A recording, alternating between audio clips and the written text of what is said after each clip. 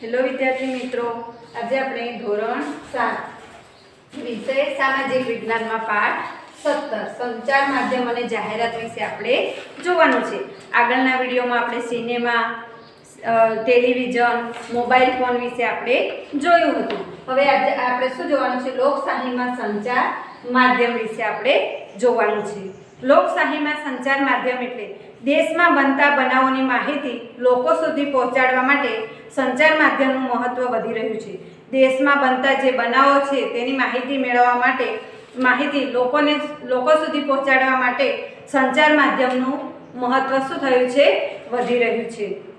લોકોના જીવન ધોરણમાં પરિવર્તન લાવવા સરકાર લોકો માટે કેવા કાર્યો કરે છે? લોકોનું જે જીવન ધોરણ છે તેમાં પરિવર્તન લાવવા માટે સરકાર લોકો માટે કેવા કાર્યો કરે છે તેની જાણકારી આપી કે લઈ શકાય છે। શેના દ્વારા? કે આ સંચાર માધ્યમ દ્વારા, અને સામાન્ય લોકો સુધી સહેલાઈથી પહોંચાડી શકાય છે, અને સામાન્ય લોકો હોય તેના સુધી આ સહેલાઈથી પહોંચાડી શકાય છે। સરકાર દ્વારા કરવામાં આવતા શિક્ષણ, આરોગ્ય, કૃષિ જેવા કાર્યોની માહિતી સંચાર માધ્યમ દ્વારા પ્રાપ્ત કરી શકાય છે। સરકાર દ્વારા કરવામાં આવતા જે શિક્ષણના, આરોગ્ય, કૃષિ જેવા જે કાર્યોની માહિતી છે તે સંચાર માધ્યમ દ્વારા તે પ્રાપ્ત કરી શકાય છે। સરકારે કરેલા કાર્યો અને કામગીરી સામે વિરોધ પક્ષો તેમાં રહેલી ક્ષતિઓને ઉજાગર કરે છે।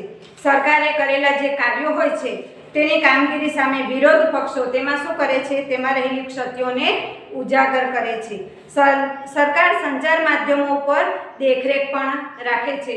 સરકાર જે સંચાર માધ્યમો છે તેના પર તે દેખરેખ પણ રાખે છે। રેડિયો અને ટીવી પર આવતા સમાચારોની સમાજમાં તેની કેવી અસર થશે તે જુએ છે। રેડિયો અને ટીવી દ્વારા જે આવતા સમાચારોની સમાજમાં કેવી અસર થશે તે પણ તે જુએ છે। સંચાર માધ્યમો અને સોશિયલ મીડિયા સાચી માહિતી રજૂ કરે છે। સંચાર માધ્યમો અને જે સોશિયલ મીડિયા છે તે જે પોતાની સાચી માહિતી હોય તે જ તે તેમાં રજૂ કરે છે, કેમ કે તે દરેક નાગરિકે ચકાસવું જોઈએ।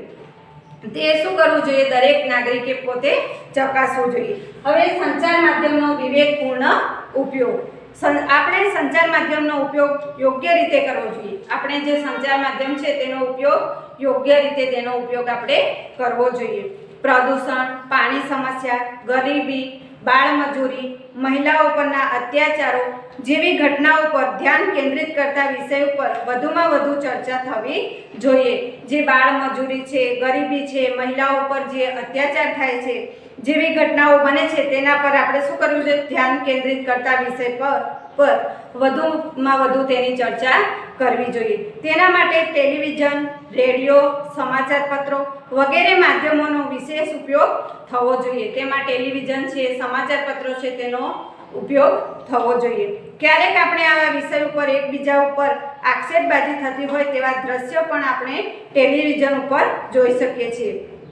ક્યારેક આપણે આવા વિષયો ઉપર એકબીજા ઉપર આક્ષેપ થતો હોય તેવા કાર્યક્રમો પણ આપણે દ્રશ્ય પણ આપણે ટેલિવિઝન ઉપર તે આપણે જોતા હોઈએ છીએ, જેની સમાજ પર વિપરીત અસર થાય છે। જે આપણે આ કાર્યક્રમો જોઈએ છે તેના પર શું થાય છે? વિપરીત, સમાજ ઉપર તેની વિપરીત અસર થાય છે। મોબાઈલ ફોન પર મહિલાઓ, બાળકો, વૃદ્ધ કે ગરીબ ઉપર અત્યાચાર થતા હોય તેવા વિડીયો ન મૂકવા જોઈએ। મોબાઈલ ફોન પર જે મહિલાઓ છે, જે બાળકો છે, વૃદ્ધ છે, ગરીબ છે તેવા વિડીયો આપણે મોબાઈલ પર મૂકવા જોઈએ નહીં। અભ્યાસ કરતા વિદ્યાર્થીઓએ મોબાઈલ ફોનનો ઉપયોગ વાતચીત પૂરતો જ કરવો જોઈએ। જે વિદ્યાર્થીઓ અભ્યાસ કરે છે તેમણે મોબાઈલ ફોનનો ઉપયોગ ખાલી વાતચીત પૂરતો જ તેમણે કરવો જોઈએ। તેમાં આવતી ગેમ, ઇન્ટરનેટનો વપરાશ ઓછો અને વિવેકપૂર્ણ જ કરવો જોઈએ। તેમાં જે ગેમ છે, ઇન્ટરનેટ છે તેનો ઉપયોગ આપણે વિવેકપૂર્ણ કરવો જોઈએ। મોબાઈલ ફોનના પ્રકાશને કારણે આંખને નુકસાન થાય છે। મોબાઈલ ફોનનો જે પ્રકાશ હોય છે તેના કારણે આપણે આંખને શું થાય છે? નુકસાન થાય છે, તથા સમય અને શિક્ષણ પર વિપરીત અસર પડે છે।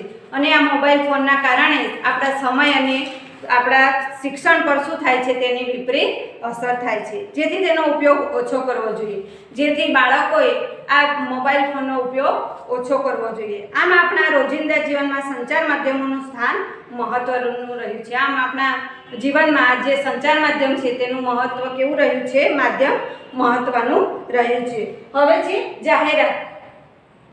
આજના સમયમાં જાહેરાતનું મહત્વ વધારે જોવા મળે છે.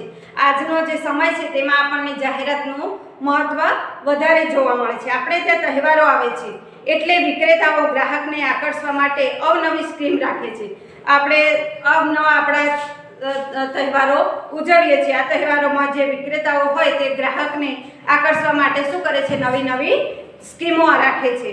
જેમ કે 50% ફ્રી વોશિંગ મશીન સાથે 500 રૂપિયા ગિફ્ટ, વાઉચર ફ્રી, 1 રૂપિયામાં રજિસ્ટ્રેશન વસાવો, 1 જોડી કપડાં સાથે 1 જોડી ફ્રી, ગેરંટેડ ગિફ્ટ વગેરે.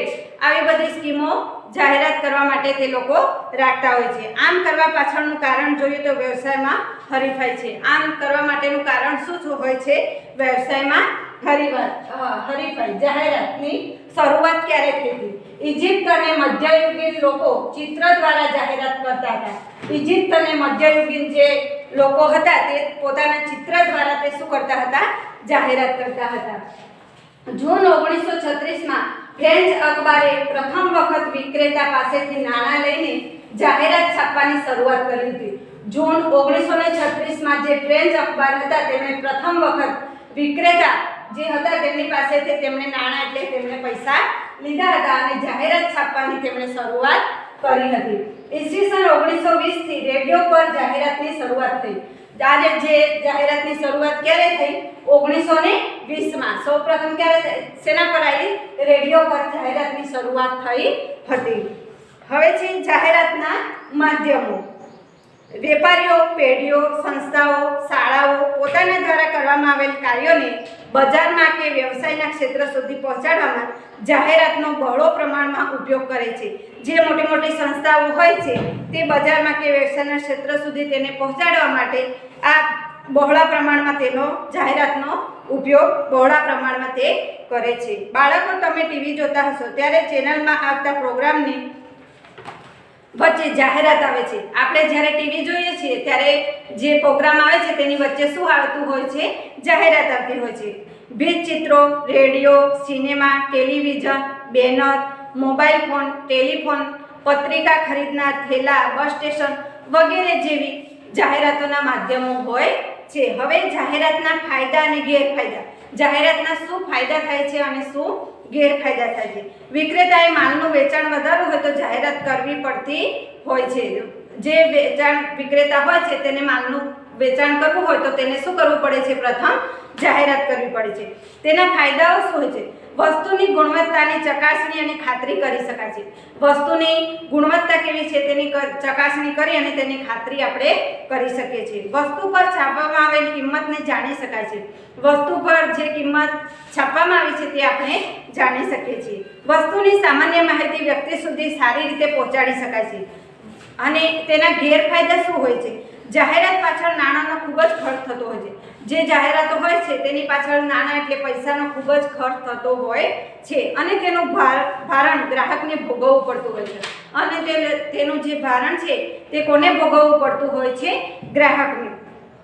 જાહેરાતના આધારે ખરીદી કરવામાં આપણે ક્યારેય છેતરાઈ પણ જઈએ છીએ. જાહેરાતના આધારે આપણે ખરીદી કરીએ તો ક્યારેક આપણે છેતરાઈ પણ જઈએ છીએ.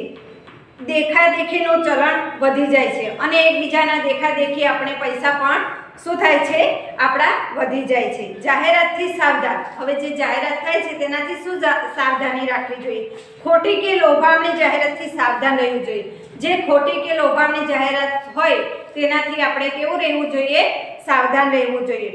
ચિત્ર કે પોસ્ટર અથવા વિડીયો દ્વારા દર્શાવવામાં આવતી વસ્તુની ચકાસણી કરી ખરીદી કરવાનો આગ્રહ રાખવો જોઈએ. ચિત્ર, પોસ્ટર કે વિડીયો દ્વારા જે દર્શાવવામાં આવતી વસ્તુ હોય તેની ચકાસણી કરી અને ખરીદી કરવાનો આપણે આગ્રહ રાખવો જોઈએ. જાહેરાતના સામાજિક મૂલ્યો. જાહેરાતના સામાજિક મૂલ્યો શું છે તે? આજે જાહેરાત સામાજિક અને સાંસ્કૃતિક જીવનનો મુખ્ય ભાગ બની ગયો છે. આજે જાહેરાત છે તે સામાજિક અને સાંસ્કૃતિક મૂલ્યોનો એક ભાગ બની ગયો છે. આપણે જે જાહેરાત જોઈએ છે તેની ચર્ચા સમાજમાં કરવામાં આવતી હોય છે. આપણે જે જાહેરાત કરીએ તેની ચર્ચા આપણે ક્યાં કરતા હોઈએ છીએ? સમાજમાં કરતા હોઈએ છીએ. સરકાર દ્વારા સમાજના ઉત્થાન માટે જાહેરાતો કરવામાં આવે છે. સરકાર દ્વારા સમાજમાં ઉત્થાન કરવાનું હોય તો શું કરવામાં આવે છે? તેની જાહેરાત કરવામાં આવે છે. જેમ કે બાળ લગ્ન ન કરવા, આરોગ્ય વસ્તી નિયંત્રણ, દીકરીને શિક્ષણ આપો, બાળકોને કુપોષણથી બચાવો વગેરે જાહેરાતો દ્વારા એનો વિશેષ ફેલાવો કરીને સામાજિક જાગૃતિ લાવી શકાય છે. આવી બધી જાહેરાતો કરી અને સામાજિક જાગૃતિ આપણે લાવી શકીએ છીએ. જેના દ્વારા જાહેરાતના સામાજિક મૂલ્યો દ્વારા. હવે જાહેરાત અને લોકશાહી. લોકશાહી રાષ્ટ્રોમાં ઘણું કરીને સંચાર માધ્યમો સ્વતંત્રતા ધરાવે છે. આ જે લોકશાહી છે તેમાં રાષ્ટ્રો ઘણું કરીને શું કરે છે તો કે સંચાર માધ્યમોનું સ્વતંત્રતા ધરાવે છે. લોકશાહીને મજબૂત કરવા અને ટકાવવા સમૂહ માધ્યમો દ્વારા પ્રસારિત થવી જાહેરાતો મહત્વની ભૂમિકા ભજવે છે. આમાં જે સામૂહિક માધ્યમો દ્વારા પ્રસાર થતી જે જાહેરાતો છે તે શું કરે છે? તેમાં મહત્વની ભૂમિકા તે ભજવે છે. લોકશાહી લોક કલ્યાણ કેન્દ્ર સ્થાને જાહેરાતો દ્વારા સરકાર લોક કલ્યાણની યોજનાઓ ખ્યાલ લોકો સુધી પહોંચાડે છે. જે લોકશાહી લોક કલ્યાણ કેન્દ્ર સ્થાને છે તે દ્વારા સરકાર લોક કલ્યાણની યોજનાઓ શું કરે છે? લોકો સુધી તે પહોંચાડે છે. લોકોપયોગી સામાજિક, આર્થિક, સંસ્કૃતિ અને અન્ય બાબતો જાહેરાતના માધ્યમો દ્વારા તેની માહિતી લોકોને આપે છે. અને આની જે માહિતી હોય છે તે શું કરે છે? સરકાર લોકોને આપે છે. સરકાર દ્વારા આરોગ્ય વિષયક જળ બચાવો, બેટી બચાવો, બેટી પઢાઓ, સ્વચ્છતા અભિયાન વગેરે લોકશાહી પોશાકો પરિબળો જાહેરાતના માધ્યમ દ્વારા તે ઉજાગર કરે છે. હવે આમ સંચાર માધ્યમો અને જાહેરાતો સમાજમાં મહત્વનું સ્થાન ધરાવે છે. આમ સંચાર માધ્યમો જે છે તે શું કરે છે? જાહેરાતો સમાજમાં એક મહત્વનું સ્થાન ધરાવે છે. જેના દ્વારા વ્યક્તિના જીવનમાં આના સંચાર માધ્યમ દ્વારા વ્યક્તિના જીવનમાં શું થાય છે કે સામાજિક, ધાર્મિક, આર્થિક, રાજનૈતિક અને વ્યક્તિગત જીવનમાં તેનું શું થતું હોય છે? પરિવર્તન થતું આપણને જોવા મળે છે. શેના દ્વારા? તો કે સંચાર માધ્યમ દ્વારા. સંચાર માધ્યમ દ્વારા આપણને ઘણું બધું ઉપયોગી થતું હોય છે. અહીં આગળ આપણો આ પાઠ પૂર્ણ થાય છે. આ પાઠના અંતે તમને 20 માર્ક્સનો ટેસ્ટ મોકલવામાં આવશે. અસ્તુ.